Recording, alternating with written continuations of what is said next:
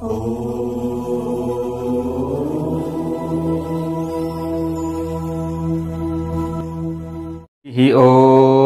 स्वस्ति श्री गणेशाय नमः। ओम नमो भगवते वासुदेवाय। जय श्री हरि, जय श्री कृष्ण। म टिका पौडेल आज पनि हजुरहरु समक्षमा श्री गणेश पुराण लिएर उपस्थित भइसकेको छु। यतिखेर धर्ममार्ग युट्युब च्यानलको माध्यमद्वारा हजुरहरुले श्री गणेश पुराण श्रवण गर्दै हुनुहुन्छ। श्री गणेश पुराण श्रवण गर्दै गर्दै आउने क्रममा हामीले उपासना खण्डको 59 अध्यायसम्मका कथा प्रसंगहरूलाई श्रवण गरिसकेका छौं। ओहो प्यारा प्यारा भगवानका भक्त सज्जनवृन्दहरू, हामीले कथा प्रसंग श्रवण गर्दै छौं श्रद्धा भाव भक्ति विश्वासका साथमा। हजुरहरूले जहाँ जहाँबाट कथा प्रसंग श्रवण गर्दै हुनुहुन्छ, तपाई र तपाईको परिवारमा श्री गणेश भगवानको कृपा बनिरहोस्, सम्पूर्ण अमंगलहरू नाश भएर जाओस्, यही कामना हामीले गरिरहेका छौं र गरिरहन्छौं। पूरा व्रत कथा श्रवण गरेर पुण्य कमाउनु होला, लाभ उठाउनु होला। आदरणीय भक्त सज्जनवृन्दहरू, हामीले हिजो कथा प्रसंग श्रवण गर्दै थियौं। हिजोको प्रसंगमा कि मध्य देशको रमणीय सहस्त्रपुरमा वेद वेदांगमा पारंगत सुरसेन नाम गरेका राजा हुनुहुन्थ्यो। उहाँकी पत्नी पुण्यशालिनी नाम गरेकी हुनुहुन्थ्यो। एक दिन आफ्ना सभासदहरूका बीचमा बसिराख्नु भएका राजाले आफ्नो राज्यको माथिबाट उड्दै गरेको चहकिलो विमानलाई देख्नुभयो। त्यो विमान कस्तो विमान हो भनेर आफ्ना दूतहरूलाई बुझ्नका लागि पठाउनु भयो। आफ्ना दूतहरू हेर्न गए। हेर्न जाँदाखेरि एकजना दूत नै एकदम अधर्मी रहेछन्, दुष्ट रहेछन्। ती दूतले त्यो विमानलाई हेर्ने बित्तिकै विमान सुरसेन राजाको राज्यमा खस्यो। यानी कि त्यो बिग्रिने गरी होइन, एकदम सरल तरिकाले खसो, त्यो उड्न सकेन। राजा हतार हतार हेर्न जानुभयो। यस्तो चम्किलो विमानको दर्शन गर्न पाउनु त अहोभाग्य हो।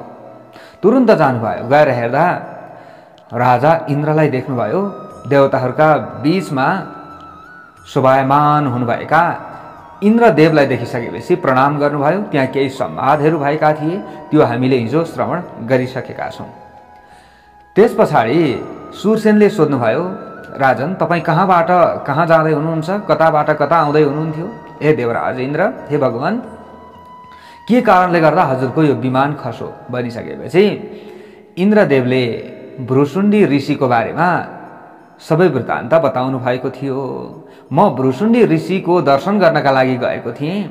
उहाँले त श्री गणेशजीको मन्त्र जप्ता जप्तै श्री गणेशजीकै स्वरूपलाई प्राप्त गर्नु भएको छ अरे भन्ने सुनेपछि म उहाँको दर्शन गर्न गएको थिएँ। दर्शन गरेर फर्किँदै गर्दा तपाईको जुन एकजना दूत थियो त्यो दुष्ट रहेछ, पापी रहेछ। त्यो पापीले मेरो विमानलाई हेर्ने बित्तिकै मेरो सम्पूर्ण पुण्य नष्ट भयो। त्यस्तो पापी रहेछ। त्यही पुण्य नष्ट भएका कारणले गर्दा मेरो विमान तपाईको राज्यमा खस्न पुगेको छ। यस्तो यस्तो भएको। यसरी भनिसकेपछि अब सुरसेन राजाले सोध्नु भएको थियो, हे देवराज इन्द्र, अब के गर्दा तपाईको यो विमान उड्छ त?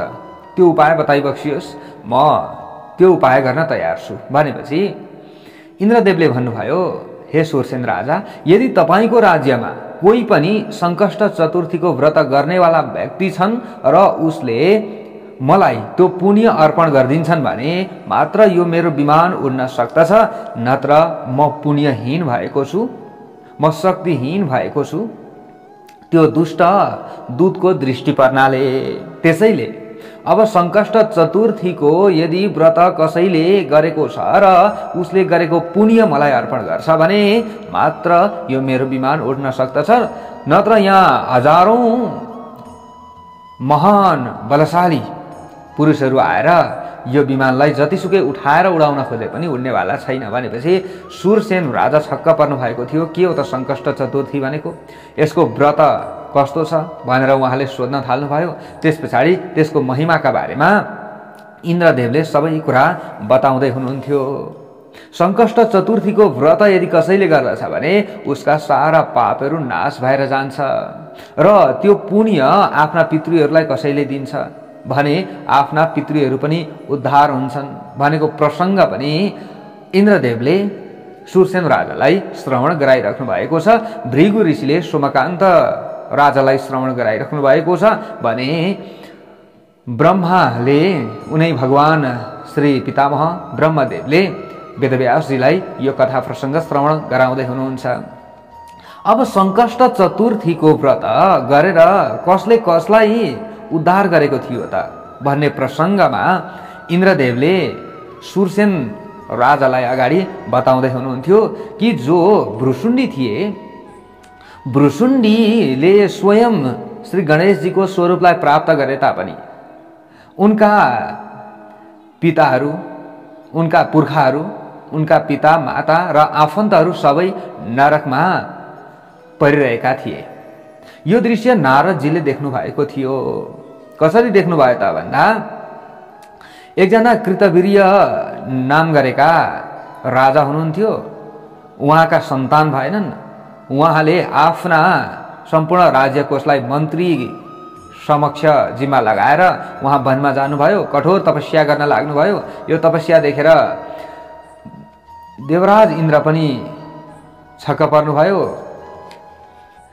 कृतवीर्य राजा र उनकी पत्नीले गरेको तपस्या देखेर नारदजी पनि छक्क पर्नुभयो र उहाँ तुरुन्त कृतवीर्यका पिता जहाँ हुनुहुन्थ्यो पितृलोकमा उहाँ गएर कृतवीर्यका पितालाई सबै कुरा बताउनुभयो कि तिम्रा छोराले त कठोर भन्दा कठोर तपस्या गरिरहेका छन् पुत्र प्राप्तिका लागि। अब पुत्र भएनन् भने तिम्रो छोराको मृत्यु हुनेछ।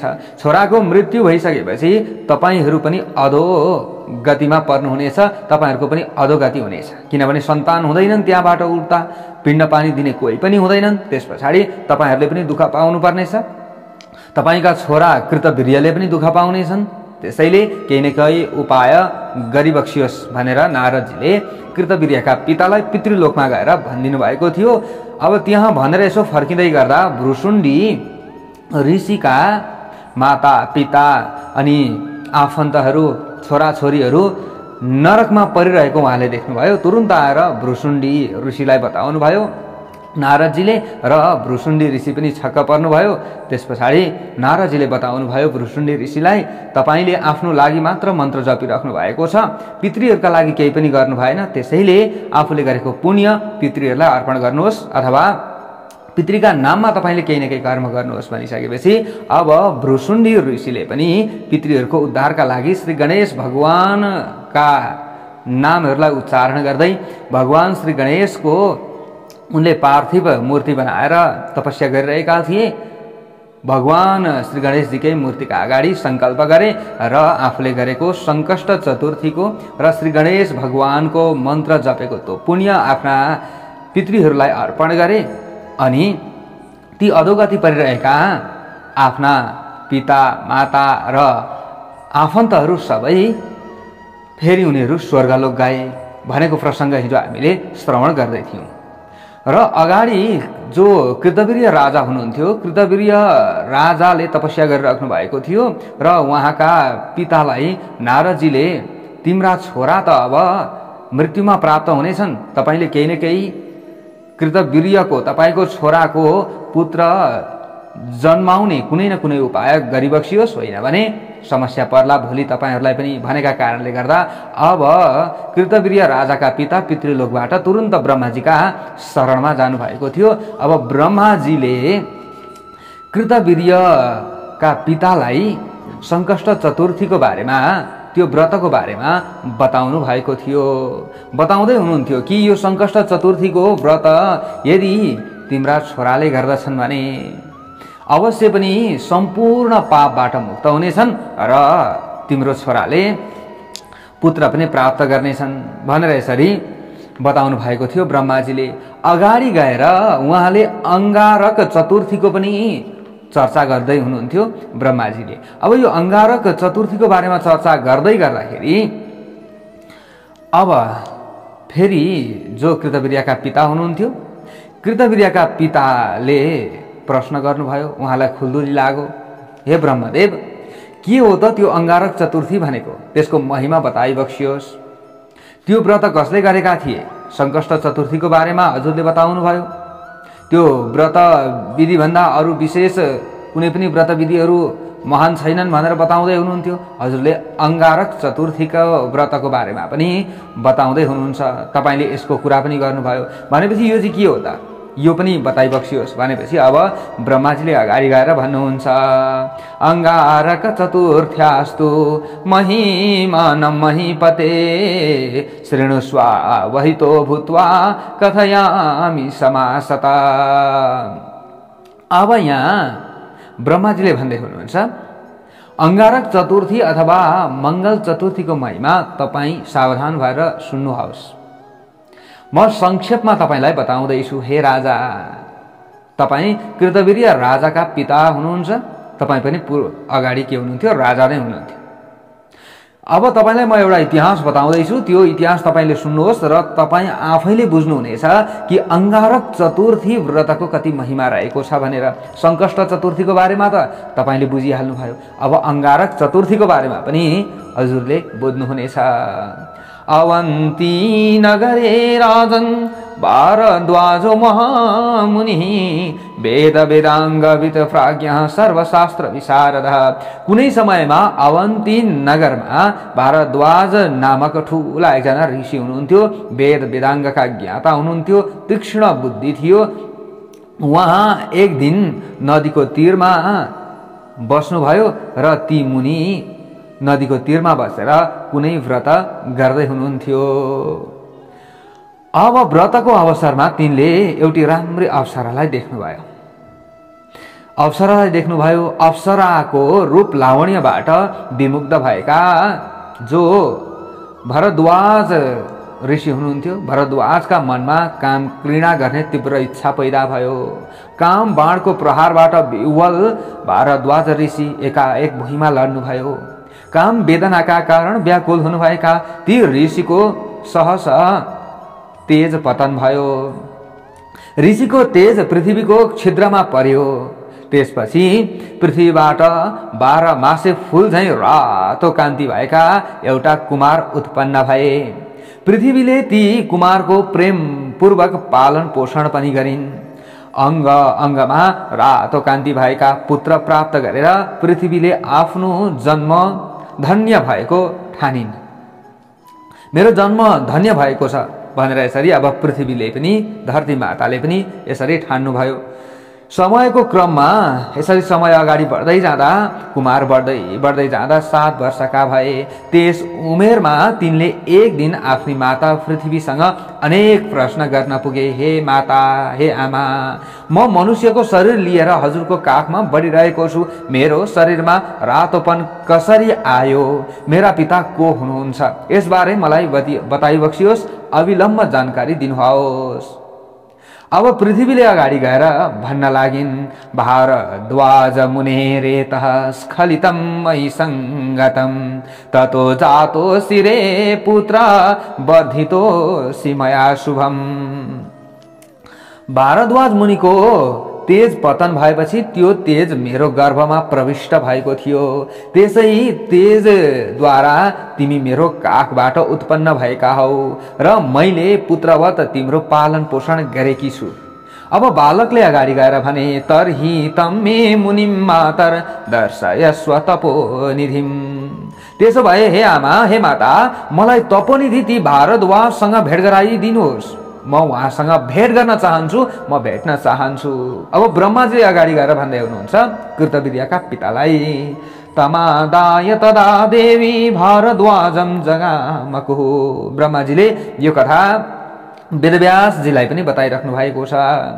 त्यस पछाडि पृथ्वी ती बालकलाई लिएर भारद्वाज मुनिका आश्रममा गइन्। पृथ्वीले कन्याको रूप धारण गरेर, यानी कि महिलाको रूप धारण गरेर, देवीको रूप धारण गरेर बालकलाई लिएर भारद्वाज ऋषिको आश्रममा जानुभयो। त्यहाँ गएर पृथ्वीले भारद्वाज ऋषिलाई प्रणाम गर्दै निवेदन गरिन्, हे महर्षि, तपाईको तेजबाट उत्पन्न यी पुत्रको मैले पालन पोषण गरेँ। अहिले तपाईँका समीपमा लिएर आएकी छु। यी तपाईँका छोरा हुन्, यिनलाई स्वीकार गरिबक्सियोस्।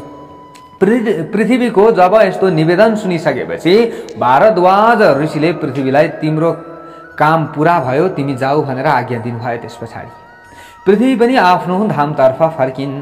भारद्वाज ऋषिले अकस्मात पुत्र प्राप्ति हुँदा हर्षको अनुभव गरेर बालकलाई आलिङ्गन गरे। अब भारद्वाज ऋषिले बालकको शिरमा सुँगेर आनन्दपूर्वक आफ्नो काखमा राखे। ती बालक बाबुको काखमा आनन्दपूर्वक अब बढ्दै गए।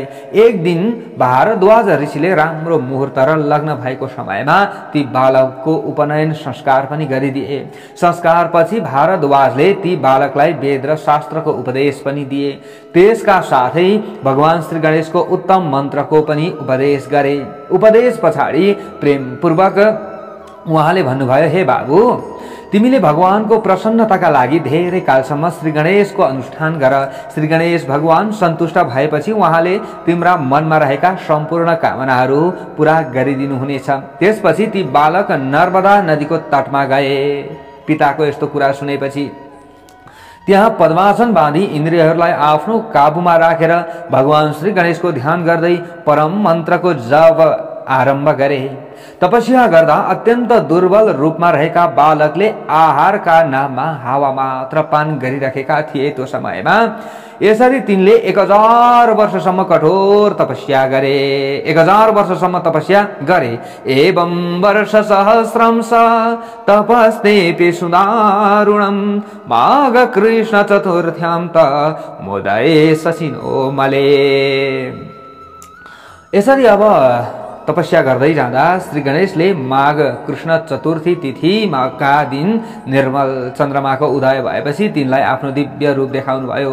10 हातले सुहाउनु भएका सुन्दर वस्त्र धारण गर्नुभएका, मस्तकमा चन्द्रमा धारण गर्नुभएका जो श्री गणेशजी हुनुहुन्थ्यो, गणेशजीले दर्शन दिनुभयो। बालकले पनि श्री गणेशजीको दर्शन गरे र श्री गणेशजीलाई प्रणाम गरे। स्तुति पनि उनले गरे। अब स्तुति गर्दै जो पृथ्वी पुत्र भौम थिए, हेर्नुहोस् है, भौम रहेछ उसको नाम। भौमले भने, नमस्ते विघ्ननाशाय नमस्ते विघ्नकारिणे सुरासुराणामीशाय सर्वशक्त्युपबृंहिणे। हे विघ्ननाशक भगवान, हजुरलाई नमस्कार गर्दछु। हजुर विघ्नकर्ता श्री गणेश होइबक्सिन्छ। हजुरका चरणार बिन्दमा म बारम्बार नमस्कार गर्दछु भनेर यिनले लामो स्तुति गरेको प्रसङ्ग श्री गणेश पुराणमा छ। अब यसरी स्तुति गरिसकेपछि श्री गणेशजीले अगाडि गएर भन्नुहुन्छ, तवोग्र तपसा तुष्टो भक्त्यास्तु सिद्ध्या नयापि च बालभावेपि धैर्याते ददामि वाञ्छितान् वरान्। हे बालक, म तिम्रो कठोर तपस्याबाट सन्तुष्ट भएको छु। भावपूर्ण भक्ति र स्तुति वचनबाट ज्यादै अझ प्रसन्न भएको छु। हे भौम, हेर्नुहोस् है, भौम देवता, हे भौम, बालक अवस्थामा पनि धैर्य धारण गरी तपस्या गर्ने तिमीलाई तिम्रो इच्छा अनुसारका वरदान दिन म तयार छु। यसरी श्री गणेशद्वारा सम्बोधन गरिएपछि भूमिपुत्र बालकले भगवानसँग विन्ती गरे।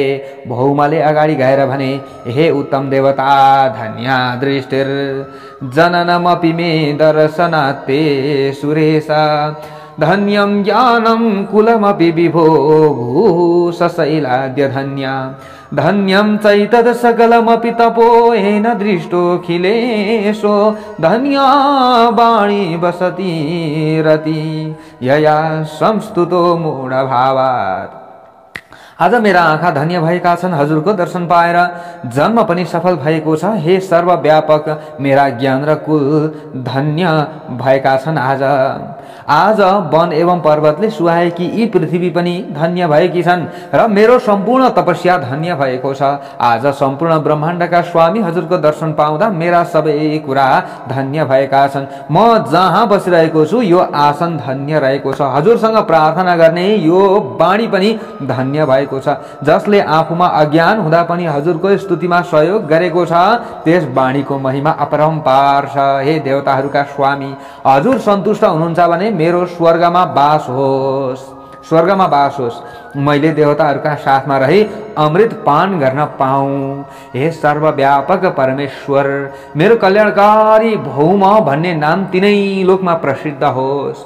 चतुर्थी तिथिका दिन मैले हजुरको पुण्य दर्शन पाएँ, त्यसकारण यो चतुर्थी पनि संसारमा पुण्यदायक तिथिका रूपमा र सबै प्रकारका कष्टहरूलाई हरण गर्ने संकष्ट चतुर्थी तिथिका रूपमा पनि प्रसिद्ध होस्। हजुरको कृपाबाट यो चतुर्थी तिथि श्री गणेशका भक्तहरूका सबै कामनाहरू पूरा गराउने तिथिका रूपमा पनि संसारमा प्रख्यात होस्। यसरी वर मागिसकेपछि अब श्री गणेशजीले भन्नुहुन्छ, अमृतम पास्यते सम्यक देवै सह धरासुत मंगलेति च नाम्ना त्वं लोके ख्यातिम गमिष्यसि। हे पृथ्वी पुत्र, तिमीले अब उपरान्त देवताहरूका साथमा रही अमृतपान गर्नेछौ। तिमी संसारमा भौम अथवा मंगल नामबाट प्रसिद्ध हुनेछौ। ल हेर्नुहोस् है, हामीले मंगल देवता भनेर पूजा गर्दछौँ नि नवग्रहमा, जस्तै सूर्य भए, चन्द्रमा भए, मंगल भए, बुध देवता भए, अनि बृहस्पति, शुक्र देवता, शनैश्वर देवता, राहु केतु, यी भनेर हामीले भन्ने गर्दछौँ नि। हो, अब भौम देवताको उत्पत्ति कसरी भएको रहेछ, भौम ग्रहको उत्पत्ति कसरी भएको रहेछ र भौम देवता कोबाट उत्पत्ति हुनुभएको रहेछ भन्ने कुराको ज्ञान हामीलाई यहाँबाट मिलेको छ। हो भक्तवृन्दहरू, सज्जनवृन्दहरू, हेर्नुहोस्, अब यहाँ श्री गणेशजीको कृपाद्वारा नै अब यिनलाई शक्ति मिलेको रहेछ। अब हेर्नुहोस् त, हाम्रो कुण्डलीमा मंगल देवता लग्नमा छन्, चतुर्थ भावमा छन्, सातौं भावमा छन्, 12औं भावमा छन् भने 8औं भावमा छन् भने माङ्गलिक दोष हामीलाई लाग्छ।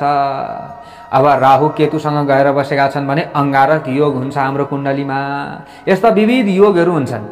यो सबै मंगल ग्रहले बनाउने योगहरू हो र हामीलाई शुभ अशुभ फल मंगल ग्रहले पनि प्रदान गरिराखेको हुन्छ।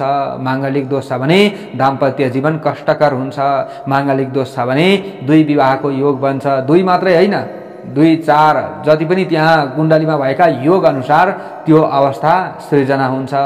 त्यसैले यो माङ्गलिक दोष कटाउनु पर्दछ। हेर्नुहोस् है, यो मंगल देवताको उत्पत्तिको प्रसंग हामीले यहाँ श्रवण गरिसकेका छौँ, गर्दैछौँ। अझै अगाडि विभिन्न महिमाहरू हामीले श्रवण गर्नेछौँ। अब श्री गणेशजीले नै आशीर्वाद दिनुभएको रहेछ। संकष्ट चतुर्थी नै के हुनेछ, अंगारक चतुर्थी हुनेछ। त्यही चतुर्थी नै के हो, अंगारक चतुर्थी हो। तिम्रो नामबाट, तिम्रो नाम पनि के हुनेछ, अंगारक। हेर्नुहोस् है, ओम अम अंगारकाय नमः भनेर हामीले मंगल ग्रहको जप गर्दछौँ। ओम अम अंगारकाय नमः भनेर हामीले जप गर्दा सबैभन्दा छिटो मंगल देवता प्रसन्न बन्नुहुन्छ, भौम देवता प्रसन्न बन्नुहुन्छ। भूमिबाट भारद्वाज ऋषिको तेज भूमिमा परेर त्यहाँबाट उत्पन्न भएका कारणले गर्दा भौम नाम राखिएको हो मंगल ग्रहको। अब भौम अथवा मंगल नै हामीले यही मंगल ग्रहको नाम हो भनेर बुझ्नु पर्दछ। यहाँनिर श्री गणेशजीले नै भनिदिनु भएको छ, अब तिमी पृथ्वीका पुत्र हौ र रातो वर्णका हुनेछौ। हेर्नुहोस्, यही आशीर्वाद दिनुभएको छ। अहिले वैज्ञानिकहरूले पनि मंगल ग्रह रातो छ भनेर भन्ने गर्दछन्, हो कि होइन? हामीले गुगलमा पनि सर्च गरेर हेर्न सक्दछौँ। यहाँ आशीर्वाद उहिले दिनुभएको छ श्री गणेशजीले, तिमी रातो वर्णका हुनेछौ, तिम्रो रूपै रातो हुनेछ। खरो ग्रह हो मंगल ग्रह नि, रातो तातो खरो ग्रह। हेर्नुहोस्, अब तिमी एकदम रातो वर्णका हुनेछौ। यहाँनिर पुरै आशीर्वाद दिनुभएको छ। अंगारकेति रक्तात्वात् वसुमत्यायतः सुतः, रातो वर्णका तिमी भएका कारणले गर्दा अंगारक नामबाट पनि प्रसिद्ध हुनेछौ। अंगारक नाम कसरी भएको रहेछ, रातो वर्ण भएका कारणले गर्दा अंगारक तिम्रो नाम हुनेछ भनेर गणेशजीले आशीर्वाद दिनुभएको रहेछ। अब भाद्र महिनाको कृष्ण पक्षको चतुर्थी तिथिलाई अंगारक चतुर्थी भनिन्छ। भाद्र महिनाको कृष्ण पक्षको चतुर्थी तिथिलाई अंगारक चतुर्थी भनिन्छ। हेर्नुहोस्, संकष्ट चतुर्थीको महिमा पनि हामीले सुन्दैछौँ भने यहाँ अंगारक चतुर्थीको पनि हामीले महिमा सुन्दैछौँ। त्यसमा जसले श्री गणेशको व्रत गर्नेछन् तिनीहरूले पृथ्वीमा 1 वर्षसम्म निरन्तर चतुर्थी व्रत गरेको पुण्य प्राप्त गर्नेछन्। तिनका सबै कार्य निर्विघ्नतापूर्वक सम्पन्न हुनेछन्। यसमा कुनै पनि शङ्का छैन। हे भौम, तिमी अब अवन्ती नगरका राजा हुनेछौ। सङ्कष्ट चतुर्थीको व्रत गर्नेले पनि यो जुन अंगारक चतुर्थी छ, अंगारक चतुर्थीको व्रत गर्नेले पनि दुवैले लगभग उस्तै उस्तै फल पाउने रहेछन्। हामीले यो बुझ्यौं। जसले यसरी अंगारक चतुर्थीको व्रत बस्दछ, भौम चतुर्थीको व्रत बस्दछ भने तिनका सबै कार्य निर्विघ्नतापूर्वक सम्पन्न हुनेछन्। यसमा कुनै पनि शङ्का छैन। हे भौम, तिमी अब अवन्ती नगरका राजा हुनेछौ। यो राजा हुन पाउनु तिमीले गरेका व्रतकै कारणले हो। तिमीले गरेको जुन यो व्रत रहेको छ उत्तम व्रत, यो व्रतकै कारणले गर्दा अब तिमी अवन्ती नगरका राजा हुनेछौ। तिम्रो कीर्तन गर्ने मानिसका सबै प्रकारका इच्छाहरू परिपूर्ण हुनेछन्। ओम अम अंगारकाय नमः भनेर जसले मन्त्र जप्दछ उसका सारा इच्छाहरू पूरा हुनेछन्। तिमी प्रसन्न भयो भने उनीहरूका रोग शोकहरू पनि हरण भएर जानेछन्। यस्य संकीर्तनान् मर्त्यः सर्वान् कामान् वाप्नुयात्। श्री गणेशजीबाट यसरी आशीर्वाद पाएका थिए भौमले। यसरी भगवान श्री गणेश पृथ्वीपुत्रलाई भौमलाई वरदान दिएर अब अन्तर्ध्यान हुनुभयो। ब्रह्माजीले अगाडि गएर भन्दै हुनुहुन्छ, इति दत्वा वरो देव पितरे द्विरदाननः। यसरी भगवान श्री गणेशले भूमिपुत्र भौमलाई वरदान दिएर अन्तर्ध्यान हुनुभयो। त्यस पछाडि भौमले मुखमा स्वर्ण लिएर सुहाउनु भएका र 10 हात धारण गर्ने सर्वाङ्ग सुन्दर भगवान श्री गणेशको प्रतिमा भक्तिपूर्वक स्थापना गरे। श्री गणेशको प्रतिमाको प्रतिष्ठाका लागि श्री गणेशलाई अत्यन्त प्यारो लाग्ने सुन्दर मन्दिरको निर्माण पनि उनले गरिदिए। मंगलद्वारा स्थापित देवताहरूका पनि देवता श्री गणेशको नाम अब मंगल मूर्ति रहन गयो। हामीले भन्छौं नि, ओम मंगल मूर्तये नमः, यसरी भन्ने गर्दछौं। श्री गणेशजीको नाम कसरी रहेछ त मंगल मूर्ति भनेर भन्दा, मंगलद्वारा श्री गणेशजीलाई प्रसन्न गराएका कारणले गर्दा र उनले मन्दिर स्थापना गरेका कारणले गर्दा, उनको सेवा पूजाले गर्दा श्री गणेशजीको नाम पनि मंगल मूर्ति रहन गएको रहेछ। यो पनि हामीले जान्यौं। अब मन्दिरको स्थापनापछि त्यहाँ रहेका मंगल मूर्ति श्री गणेशको प्रतिमा मानिसले चिताएका कुरा पुर्याउने भए, मूर्तिका रूपमा प्रसिद्ध पनि भए। त्यो क्षेत्र श्री गणेश क्षेत्रका नामबाट संसारमा विख्यात भयो। त्यस क्षेत्रमा श्री गणेशको अनुष्ठान, श्री गणेशको आराधना र श्री गणेश प्रतिमाको दर्शन गर्नाले सबैले मोक्ष प्राप्त गर्दछन् भन्ने कुरा रहेको छ। त्यसकारण यो क्षेत्र उत्तम क्षेत्र पनि हो भन्ने कुरा पनि संसारमा अब फैलियो। मंगलले मंगल मूर्ति श्री गणेशको मूर्तिको प्रतिष्ठा गरेपछि प्रसन्न हुनुभएका भगवान श्री गणेशले अब मंगललाई आफ्नो धाममा ल्याउन गणहरूद्वारा उत्तम विमान पठाउनु भयो। श्री गणेशका गणले मंगलको समीपमा गएर तिनलाई त्यो विमानमा राखी श्री गणेश धाममा पुर्याए। यो घटना संसारमा एउटा अचम्मको घटनाका रूपमा चर्चित भयो। अब सबैले थाहा पाए। त्यस पछाडि मंगल सम्पूर्ण त्रिलोकीमा प्रख्यात भए। मंगल चतुर्थीको व्रत गरेका कारण मंगलका रूपमा विख्यात भएका थिए।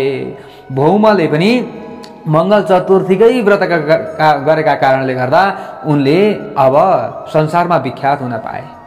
उनको यश फैलियो र अहिले उनको यश मात्रै फैलिएको छैन, उनी अमर पनि भएका छन् र सबैलाई वरदान दिनेवाला पनि भएका छन्। अहिले हामी पनि मंगल ग्रहको अधीनमा रहिरहेका छौं।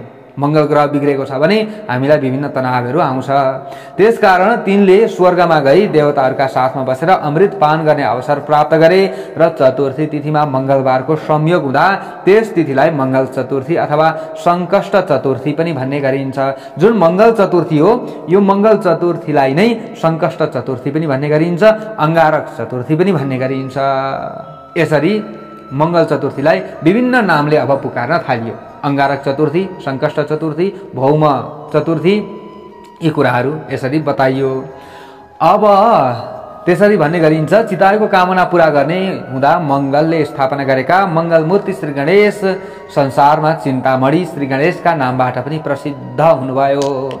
मंगल मूर्ति श्री गणेश यसरी अब सबैतिर चर्चित हुनुभयो। त्यो मूर्ति पनि त्यहाँ स्थापना गरेको त्यो मन्दिर पनि यसरी प्रसिद्ध भयो, चर्चित भयो। अब अगाडि गएर ब्रह्माजीले फेरि भन्दै हुनुहुन्छ कृतवीर्य राजाका पितालाई, एकदा हम गतो राजन कैलासम गिरिशालयम उपविष्ट सभा मध्ये पश्यन्नारदमागतम। एक दिन म भगवान शंकरको धाम कैलाशमा पुगेको थिएँ हे राजा। सभामा बसेको समयमा मैले नारद ऋषिलाई त्यहाँ आइरहेको देखेँ। नारदजीले एउटा अपूर्व फल ल्याएर भगवान शंकरलाई टक्र्याउनु भयो। त्यो देखेर श्री गणेशले मलाई दिनुहोस् भन्नुभयो। त्यो समयमा श्री गणेशजी छेउमै हुनुहुन्थ्यो। अब यसरी मलाई दिनुहोस् भन्नुभयो भने स्वामी कार्तिकेयले पनि मलाई दिनुहोस् भन्दै हात फैल्याउनु भयो। नारदजीले फल ल्याएर दिनुभयो। दुईजना छोरा दुईपट्टि थिए। गणेशजीले पनि मलाई दिनुहोस् भन्ने, अब कार्तिकेयले पनि मलाई दिनुहोस् त्यो फल भन्ने, यस्तो भयो। अब शंकरले मेरो मुखमा हेरी उहाँले भन्नुभयो, हे ब्रह्माजी, मैले यो फल कसलाई दिउँ त? उहाँले मसँग आज्ञा माग्नुभयो। यसरी सोध्नुभयो, मैले कार्तिकेयलाई दिनुहोस् भने। मैले भनेअनुसार उहाँले त्यो फल कार्तिकेयलाई नै दिनुभयो। तर श्री गणेश भने अब मसँग रिसाउनु भयो। त्यस पछाडि म सत्यलोक गएँ। त्यहाँ गएर सृष्टि गर्ने चाहना मैले गरेँ। एकचोटिको कुरा हो यो। सृष्टि गर्ने चाहना अब मैले गरेँ। सारा चराचर जगतमा प्राणीहरूको सृष्टि त गर्नु पर्यो। अन्य विभिन्न कुराहरू पनि नाश भइरहन्छ, तिनीहरूको सृष्टि गर्नु पर्यो। अब त्यो मैले चाहना गरेँ। श्री गणेशले अद्भुत विघ्न अब मलाई गराइदिनु भयो र डरलाग्दो रूप देखाएर मलाई तर्साउनु भयो। त्यो समयमा म भ्रान्तिमा परेँ। उग्र रूप लिनुभएका श्री गणेशलाई देखेर चन्द्रमाले आफ्ना गणका साथ बसी श्री गणेशको उपहास पनि गरे। त्यो समयमा अब चन्द्रमा प्रति क्रुद्ध हुनुभयो श्री गणेशजी। फेरि श्री गणेशजीले चन्द्रमालाई श्राप दिँदै भन्नुभयो, हे चन्द्रमा, तिमी मेरो वचन अनुसार देख्नै नहुने पतित हुनेछौ। मैले श्राप दिएँ तिमीलाई। कुनै खास समयमा तिमीलाई कसैले देख्यो भने त्यो दर्शक महापातकी हुनेछ। मैले श्राप दिएको छु। मलाई देखेर खिल्ली उडाउने? मैले त ब्रह्माजीलाई तर्साउनका लागि यो रूप धारण गरेको थिएँ। अब यसरी श्राप पाइसकेपछि चन्द्रमा अत्यन्त खिन्न भए। यसरी चन्द्रमालाई श्राप दिएर श्री गणेश आफ्ना गणहरूका साथ धामतर्फ लाग्नुभयो। श्री गणेशको श्रापपछि चन्द्रमा मलिन र दिन भएर चिन्ताको सागरमा डुब्न लागे। अब मनमनै भन्न लागे चन्द्रमाले, ओहो, मणिमा महिमा आदि सिद्धिहरूले सम्पन्न र जगतका कारणका पनि कारण श्री गणेशसँग मैले अज्ञानका कारण केटाकेटीको जस्तो दुष्ट आचरण गरेँ। अति सुन्दर, सबैद्वारा वन्दित र आफ्ना कलाद्वारा देवताहरूलाई पनि खुसी प्रदान गर्ने म आज धिक्कार को योग्य भएको छु, यानी कि धिक्कार योग्य पात्र भएको छु, म कुरूप भएको छु। यसै बीचमा देवताहरूले पनि चन्द्रमालाई श्री गणेशले दिनुभएको श्रापको विषयमा जानकारी पाए। अब देवताहरूले यो जानकारी पाए अनि इन्द्र आदि देवताहरू भगवान श्री गणेश विराजमान हुनुभएको ठाउँमा पुगे। अब देवताहरू दुखी भए चन्द्रमालाई श्राप परिसकेपछि। तिनीहरूले विघ्ननायक श्री गणेशलाई आफ्नो भक्तिभाव समर्पण गर्दै अब भन्न लागे। देवताहरूले भन्छन्, त्वम देव देव जगतामसि वन्दनीय। हे देव, हजुर संसारका वन्दनीय पुरुष हुनुहुन्छ र आफ्नो इच्छा अनुसार जगतको रचना पालन र विनाश पनि गर्नुहुन्छ। हे त्रिलोकीका स्वामी, हजुर गुण रहित हुनुहुन्छ तापनि गुणवानलाई सत्व, रज र तम नामक गुणहरूको सृष्टि गरी यसरी हजुरले मोहित तुल्याइदिनुहुन्छ। हे देव, हामी हजुरको शरणमा आएका छौँ, हाम्रो रक्षा गरी बक्सियोस्। यसरी अब देवताहरूले प्रार्थना गर्न थाले, स्तुति गर्न थाले। अज्ञानका कारणले गर्दा चन्द्रमालाई तपाईँले श्राप दिनुभयो। अब यो श्राप मोचन कसरी होला त? यसरी बारम्बार अब देवताहरूले प्रार्थना गर्न थाले। अब अगाडि गएर विकट रूप श्री गणेशजीले भन्नुभयो, प्रसन्नोऽहं सुरास्तुत्या वृणीध्वं वाञ्छितं महत् आसाध्यमपि बोधद्यां त्रिषु लोकेषु यत् भवेत्। हे देवगण, तपाईहरुको स्तुतिबाट म प्रसन्न भएको छु।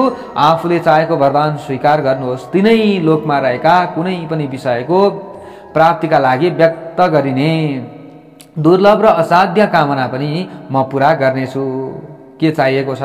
देवताहरूले भने, हे भगवान, हामी सबै चन्द्रमामाथि हजुरको करुणा होस् भन्ने कामना गर्दछौँ।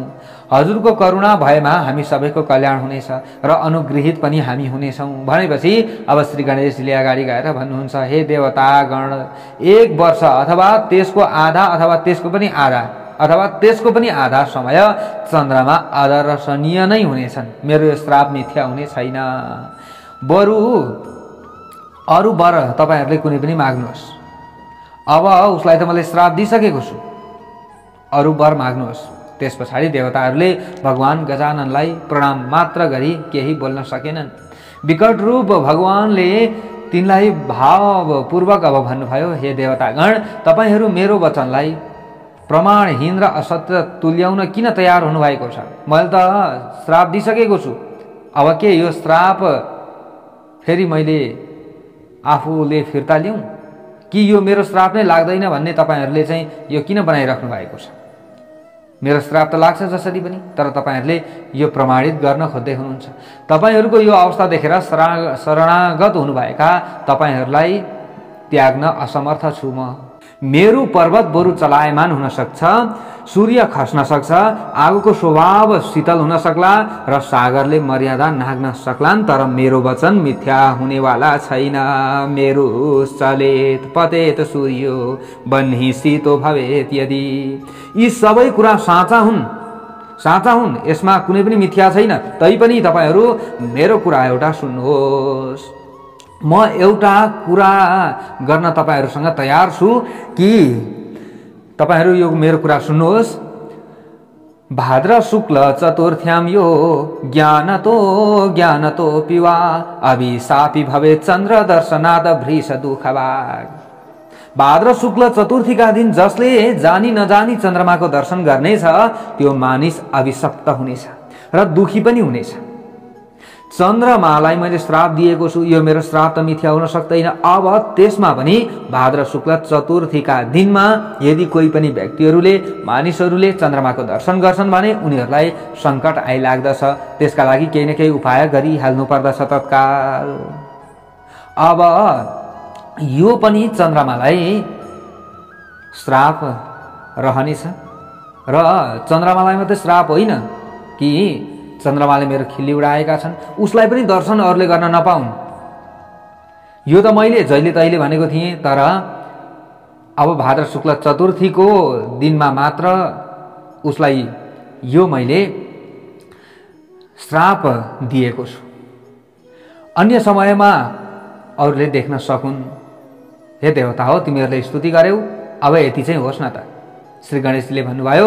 अब यति भनिसकेपछि, श्री गणेशजीका कुराहरू सुनिसकेपछि अब देवताहरू पनि एक प्रकारले आनन्दित भए, किनभने अन्य समयमा चन्द्रमालाई हेर्न सक्ने भए सबैले, भाद्र शुक्ल चतुर्थीका दिनमा मात्र हेर्न नसक्ने भए। यति भए पनि श्री गणेशजीले गरिदिनु भयो भनेर श्री गणेशजीलाई प्रणाम गर्दै अब पुष्पवृष्टि गराए देवताहरूले र उहाँको आज्ञा लिएर अब चन्द्रमाको नजिकमा गए देवताहरू। र देवताहरूले चन्द्रमालाई भन्न लागे, तिमी अत्यन्त मूर्ख रहेछौ हे चन्द्रमा, तिमीले भगवान श्री गणेशको उपहास गर्यौ।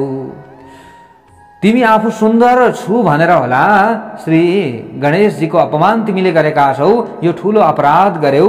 तिमीले आफूलाई र त्रिलोकीलाई पनि कष्टमा पुर्याएका छौ। अब तिमीलाई कसैले पनि देख्न नसक्ने हुँदैन। यदि तिमीलाई कसैले पनि यदि देखियो भने दोष लाग्ने भयो। त्यसै कारणले गर्दा अब तिमीले त्रिलोकीलाई नै कष्टमा पुर्याएका थियौ। तर श्री गणेशजीले दया गरेर भाद्र शुक्ल चतुर्थीको दिनमा चाहिँ यदि तिमीलाई कसैले हेर्छ भने तिमीलाई हेर्ने व्यक्ति नै कलङ्कित हुनेछ भनेर अरू श्राप फिर्ता लिनुभयो। र यो चाहिँ रहोस् भनेर, मेरो श्राप मिथ्या हुन सक्दैन, त्यसैले यो चाहिँ रहोस् भनेर तिमीलाई अब यो श्राप दिनुभएको छ। यो श्राप चाहिँ उहाँले फिर्ता लिनुभएको छैन। अब तिमीले के गर भने अझै अब श्री गणेशजीको शरणमा तिमी जाऊ, नत्र तिमी अब शक्तिहीन भइरहनेछौ। त्रिलोकीका नायक र रचयिता, अव्यय, निर्गुण, नित्य, परब्रह्म, सबैका गुरु गजानन भगवानमा तिमीले अपराध गरेका कारण सबै लोकको हित चाहने प्रभुले तिमीलाई श्राप दिएर तिमीमाथि आफ्नो नियन्त्रण कायम गर्नुभएको छ। हामीले ठूलो कष्ट गरेर प्रभुलाई प्रसन्न बनायौं। अब तिमी सर्वदा भाद्र शुक्ल चतुर्थी तिथिमा दर्शन गर्नै नहुने दोषीका रूपमा अभिशप्त भएका छौ। तिमी आफै पनि भगवान श्री गणेशको शरणमा जाऊ। अब उहाँको कृपाबाट शुद्ध भई संसारमा ठूलो ख्याति पाउनेछौ। आफ्नो हितका लागि भनिएका देवताहरूका कुरा सुनेर अब चन्द्रमा शरणागत वत्सल सबैका स्वामी शिव आदि देवताहरूबाट वन्दित गजानन प्रभुका शरणमा गए। त्यहाँ तिनले इन्द्रद्वारा उपदेश गरिएको भगवान श्री गणेशको पाप नाशक एकाक्षरी मन्त्रको अब जप गरे। ठूलो योगको आश्रय लिएर चन्द्रमाले सबै प्रकारका सिद्धि प्रदान गर्ने समर्थ गंगाको तीरमा बसी 120 वर्षसम्म दीर्घकालीन तपस्या गरे। चन्द्रमाका तपबाट प्रसन्न रातो माला र रातै वस्त्र धारण गर्नुहुने, रक्त चन्दनको लेपन गर्नुभएका, अब चतुर्भुज विशाल सिन्दूर लेपन गर्नुभएका जो गणनायक हुनुहुन्थ्यो, गणनायक प्रसन्न हुनुभयो र चन्द्रमाका सामुन्नेमा आएर चन्द्रमालाई दर्शन दिनुभयो। चन्द्रमाले अब अगाडि गएर भने, नमामि देवं द्विरदाननं तं य सर्वविघ्नं हरते नना जनानां। सबै विघ्नहरूको विनाश गर्नुहुने गजानन श्री गणेश प्रभुलाई म प्रणाम गर्दछु। सबैले तपाईको आराधना गर्दछन्, जसले सबै मानिसका लागि धर्म, अर्थ, काम र मोक्ष नामक पुरुषार्थको विस्तार गर्नुहुन्छ। ती विघ्न नाशक प्रभुलाई म बारम्बार वन्दना गर्दछु। यसरी अब बारम्बार वन्दना गर्न थाले चन्द्रमाले। श्री गणेशजीले दर्शन दिनु भएपछि अगाडि गएर ब्रह्माजीले भन्नुहुन्छ, इति तद्वचनं श्रुत्वा सुप्रसन्नो गजाननः। अब यसरी स्तुति गरिएपछि गजानन भगवान प्रसन्न हुनुभयो र प्रसन्न हुनुभएका गजाननले भन्नुभयो, हे चन्द्रमा, तिम्रो रूप पहिलेकै जस्तै अब ज्योतिर्मय हुनेछ। तिम्रो स्तुतिबाट र तिम्रो व्रतबाट, तिम्रो तपस्याबाट म प्रसन्न भएको छु। तर सुनाए, एउटा कुरा चाहिँ सुन, भाद्र शुक्ल चतुर्थ्यां त्वां यो नरः सम्प्रपश्यति तस्याभिशापो नूनं स्यात् पापं हानिश्च मूर्खता। सबै श्राप त म फिर्ता लिन सक्दिनँ तिमीलाई दिएको। तिमीलाई त मैले मलिन हुनु, क्षणहीन हुनु भनेर श्राप दिएको थिएँ। तर अब भाद्र शुक्ल चतुर्थी तिथिमा चाहिँ जुन मानिसले तिम्रो दर्शन गर्नेछन्, त्यो दिन मात्र अब तिमी क्षण हुनेछौ। त्यो दिन मात्र तिमी एकदम कान्तिहीन हुनेछौ। यदि कान्तिहीन क्षण जुन चन्द्रमा रहेको छ, त्यो चन्द्रमाको यदि दर्शन कसैले गर्दछ भने त्यसमाथि मात्र मेरो श्राप प्रभावकारी हुनेछ। कसैले पनि त्यो दिनको चन्द्रमालाई दर्शन नगरून्। तिमी दर्शन योग्य हुने छैनौ त्यो दिन। मैले त जहिले तहिले दर्शन अयोग्यका लागि श्राप दिएको थिएँ, तर म प्रसन्न भएँ। अन्य श्राप म फिर्ता लिन्छु। तर भाद्र शुक्ल चतुर्थी भने तिम्रो लागि निकै कष्टदायक रहनेछ। र तिम्रो लागि मात्र होइन, तिमी अरूका लागि मुख देखाउन लायक हुने छैनौ। यदि कसैले त्यो दिन तिम्रो मुख हेर्दछ, तिम्रो दर्शन गर्दछ भने त्यो दर्शन गर्नेवाला व्यक्ति पाप, हानि र मूर्खता जस्ता दुर्गुणहरूले ऊ युक्त हुनेछ। तिमी त्यस चतुर्थी तिथिमा दर्शनका लागि अयोग्य हुनेछौ। यो कुरा मैले देवताहरूलाई पनि भनिसकेको छु। कृष्ण पक्षको चतुर्थी तिथिमा मेरो व्रत गर्ने साधकले चन्द्रमाको उदय हुँदा पूजा गर्नुपर्दछ। यदि कोही पनि व्यक्तिहरूले अकल झुकल त्यसरी देखिहाले भने पनि अब कृष्ण पक्षको चतुर्थीमा फेरि मेरो व्रत बस्नुपर्नेछ र चन्द्रमाको उदय हुँदा पूजा गर्नुपर्नेछ, चन्द्रमाको पनि र मेरो पनि। त्यसबाट म प्रसन्न हुनेछु र फेरि दर्शनीय पनि हुनेछु। अनि तिमी पनि पूजनीय हुनेछौ अनि दर्शनीय हुनेछौ र त्यो पूजा गर्ने व्यक्तिले पनि सम्पूर्ण पापबाट मुक्त हुनेछ, मेरो श्रापबाट मुक्त हुनेछ। त्यो दिन साधकले तिम्रो दर्शन गर्नुपर्ने हुन्छ, जुन दिन तिम्रो पूजा गर्नेछन् साधकले। यदि यस्तो दोष कसैमा लागिहाल्यो भने पनि भौम चतुर्थीको अथवा सङ्कष्ट चतुर्थीको यसरी व्रत बस्नुपर्ने रहेछ, त्यो कुरा हामीले जान्यौँ।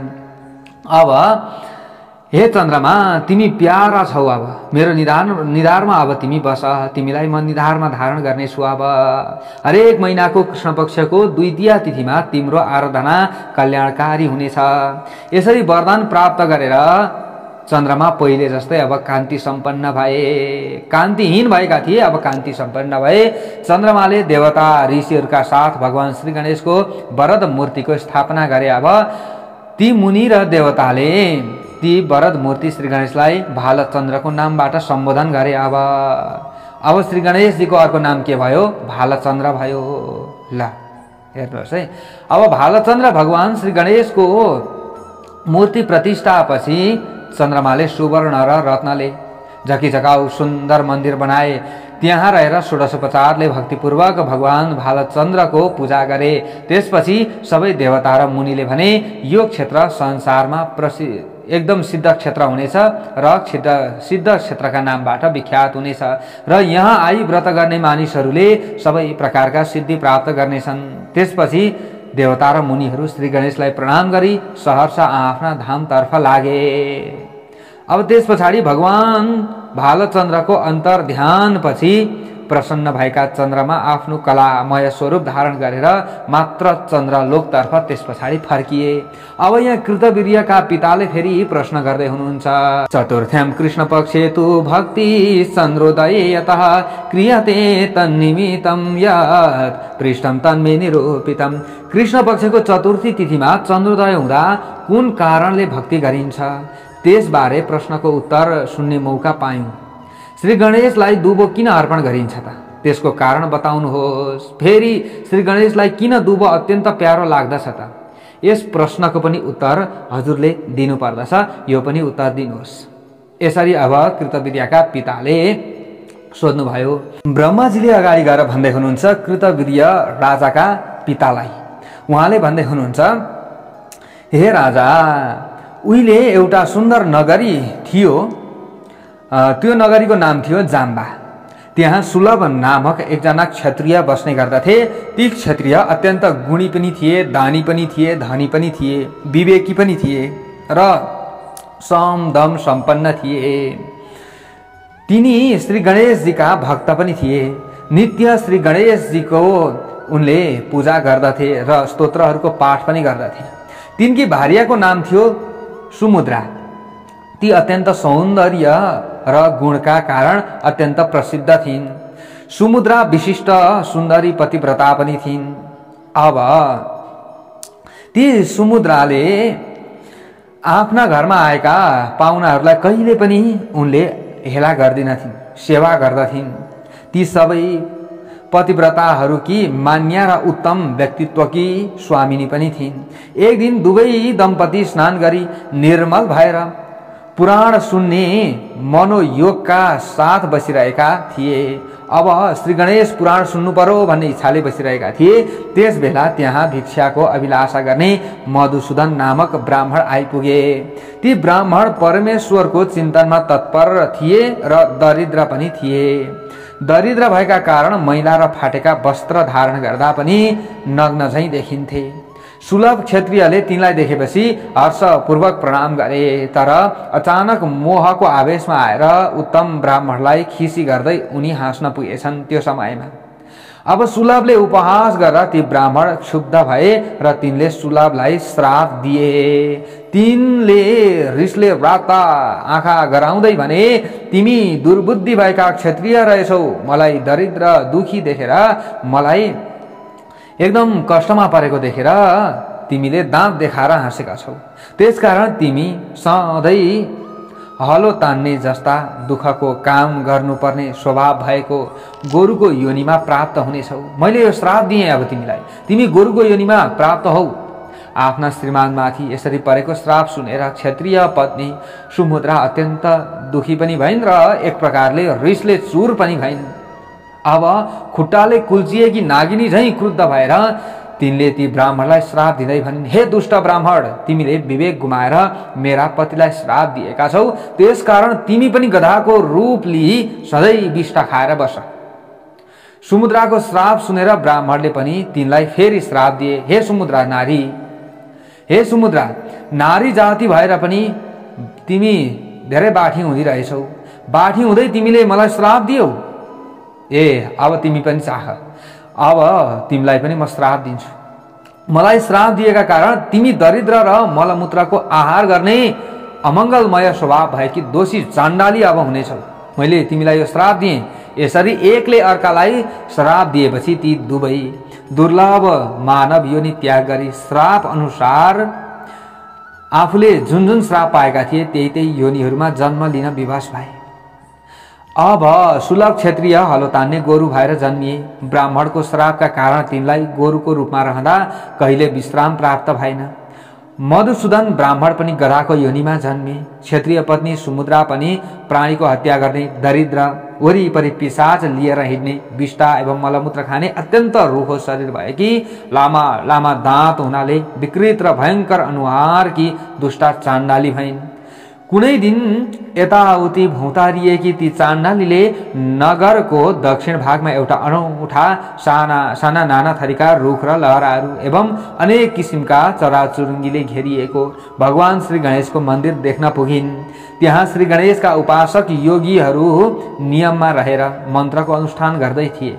केही विभिन्न कामनाले उपासना गर्दै थिए र श्री गणेशका भक्त पनि त्यहाँ धेरै थिए। कुनै भक्त पुत्र र धनको इच्छाले भगवानको आराधना गरिरहेका थिए, केही मोक्षको इच्छाले साधना गर्दै थिए। तिनले ती सबैको दर्शन गरिन्। कुनै समयमा भाद्र महिनाको चतुर्थी तिथिमा त्यस नगरका घरमा श्री गणेश उत्सव मनाइयो। अब त्यो जुन क्षेत्र थियो जहाँ यी राक्षसी यी चाण्डली थिइन्, त्यस बेला महाप्रलय सम्झाउने ठुलो झरी पनि पर्यो। एकदम ठुलो झरी पर्यो। त्यो समयमा झरीबाट डराएर ती चाण्डाली जुन जुन घरमा शरण लिन जान्थिन् ती ती घरका मानिसहरूले तिनलाई त्यहाँबाट धपाउँथे। यसरी आश्रयहीन भएकी चाण्डाली हातमा आगो लिएर अब मन्दिरमा गइन् र तिनलाई त्यहाँ देखेर केही मानिसहरूले पिटे, तर साधनामा लागेका योगीहरूले भने ती मानिसहरूलाई त्यहाँबाट धपाए। अब एकदम निरुपाय ती चाण्डालीले अब के गरिन् त भन्दा झिझा झिझिर सुकेका घाँस पात बटुलेपछि आगो सल्काएर तापेर अब त्यहीँ बस्न लागिन्। तिनले जम्मा गरेका तृणहरूमध्ये एउटा सुकेको दुर्वाङ्कुर हावाले अब उडायो। हावाले उडायो। उनले त्यहाँ धेरै तृणहरू बालेकी थिइन्, तर त्यो तृणहरूमध्ये एउटा दुर्वाङ्कुर पनि परेछ। त्यही दुर्वाङ्कुर चाहिँ हावाले उडाएछ। दैव योगले अब के हुन गयो त भन्दा त्यो उडाएको धुबो भगवान श्री गणेशका मूर्तिको निधारमा पर्यो। हेर्नुहोस् है, अब हुने बेलामा यहाँ यसरी हुन्छ। त्यस बेला त्यो गधा पनि जाडोले काप्दै त्यसै मन्दिरमा आइपुगेछ। त्यतिखेर नै संयोगवश भावी गौरवपूर्ण घटनाको कारण बनेर हलाबाट फुकेको त्यो गोरु पनि त्यसै मन्दिरमा आइपुगेछ। राति नि त्यस्तो भयो। ती तीनैजना अब त्यहाँ भेट भए। ती गधा र गोरुले चाण्डालीद्वारा जम्मा गरिएका काँचा र सुकेका घाँसपात खाए। त्यहाँका मानिसहरू सुतेपछि ती गधा र गोरु आपसमा युद्ध गर्न थालेछन्। अब गधा र गोरु नि अब एक आपसमा पुरै युद्ध गर्न थाले। खुट्टा र सिङले ती दुवैले भगवान श्री गणेशका मूर्ति सामु एक आपसमा प्रहार गरिरहेका थिए। त्यस बेला गधा र गोरुको मुखबाट खसेका दुई दुर्वाङ्कुर श्री गणेशको सुँड र चरणमा पर्न गयो। यसरी थाहै नपाई पूजा हुन जाँदा भगवान श्री गणेश प्रसन्न हुनुभयो। त्यसपछि ती चाण्डाली हातमा लौरो लिएर श्री गणेशको नजिकमा आइपुगिन्। त्यहाँ आएर तिनले गधा र गोरुलाई पिट्दै श्री गणेशका सामु रहेको पूजाको सामग्री खान थालिन्। गोरु र गधाको खुरको स्वर सुनेर निराएका मानिस पनि जागे। तिनले लौराले हिर्काएर ती दुवैलाई बाहिर भगाए। हेर्नुहोस् है, अब मानिसहरू जागे।